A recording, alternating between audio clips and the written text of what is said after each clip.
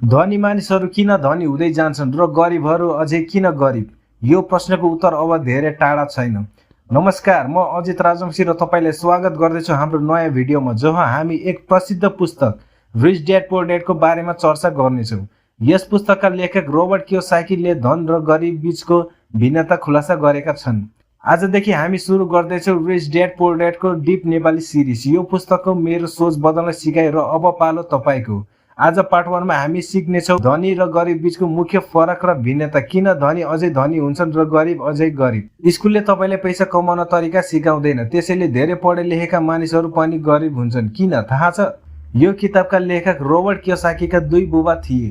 एक पढे लेखेका प्रोफेसर पुअर ड्याड थिए भने अर्को 8 कक्षा पढेका बिजनेसम्यान रिच ड्याड थिए। पुअर ड्याड उनको साँचो बुबा थिए जुन हाइली एजुकेटेड गभर्नमेन्ट जबमा थिए भने रिच ड्याड उनको फ्रेन्ड माइका बुबा थिए जुन एक व्यवसायी, कम पढेका तर धनवान थिए। अब हामी देख्नेछौँ यी दुवै बीचको विचारधारा फरकहरू कसरी तपाईँको भविष्यमा प्रभावित गर्न सक्छ, किनकि धनी बन्नका लागि डिग्री मात्र होइन, फाइनेन्सियल एजुकेसन पनि चाहिन्छ। रिच ड्याड कक्षा 8 मात्र पढे तर धनी बने, पुअर ड्याड पिएचडी गरे तर गरिबै रहे। किनकि यी दुवै बुबाको सोचमा धेरै फरक थियो।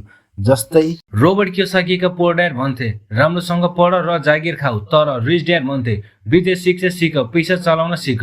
पुअर ड्याड धेरै मेहनत गरेर पैसा कमाऊ। रिच ड्याड तिमी पैसाको लागि होइन, पैसा तिम्रो लागि काम गर्नुपर्छ, मेहनत गरेर मात्र हुँदैन, पैसा चलाउन सिक्नुपर्छ।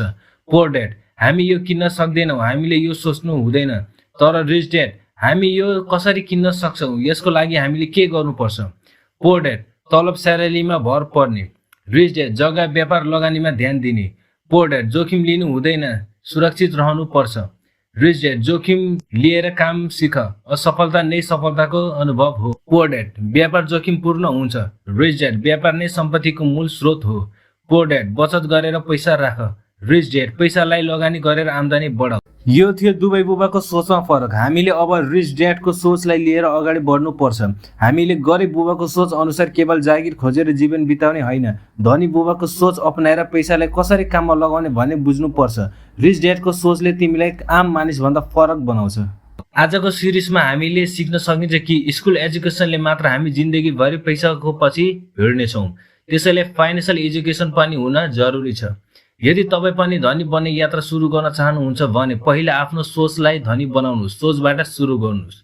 यो त थियो पार्ट 1। अब आउनेछ part 2, why financial education is more powerful than a college degree. Video मन पर्यो भने फेरि एकचोटि हेर्नुहोस्, लाइक, कमेन्ट र आफ्नो साथीले सेयर गर्न नबिर्सिनुहोस्।